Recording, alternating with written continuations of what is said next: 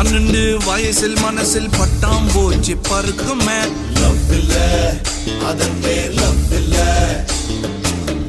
கண்ணை பார்த்து பேச சொல்ல கழுத்துக்கு கீழ் பார்க்குமே. லவ் இல்ல அதன் பேர் லவ் இல்ல.